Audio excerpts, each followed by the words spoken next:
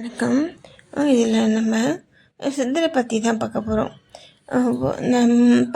பதஞ்சலி யோக சூத்திரம் போட்டிருக்கேன் பார்த்தீங்களா? ஏன் அதுக்கு அதெல்லாம் போட்டிருப்போம் உங்களுக்கு தெரியணும் அப்படின்ட்டு நினைக்கிறேன். அப்படின்னா நம்ம அந்த சித்தருடைய ஆசையை முதல்ல பெறுவோம். அது ஃபஸ்ட்டு. அப்புறம் அவங்க நமக்காக என்னென்ன சொன்னாங்க அப்படிங்கிற கருத்துக்கள் நமக்கு தெரிய வரும். ஓகேலா?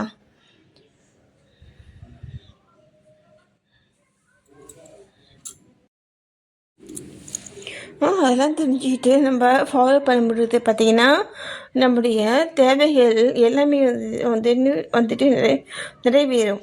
சரியா? நம்ம ஃபேமிலியில் இருக்கக்கூடிய அத்தனை பேருக்கும் அவங்க தேவைகள் நிவர்த்தி ஆகும்.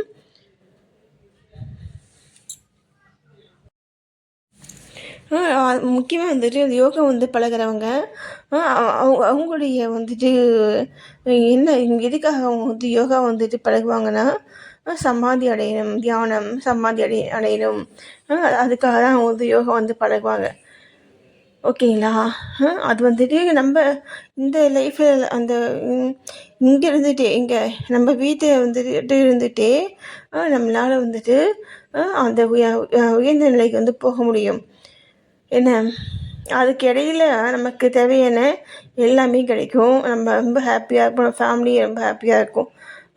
அதனால தான் சித்தர் வழங்கு சித்தருடைய பிறப்பின் நோக்கமே அதுதான்.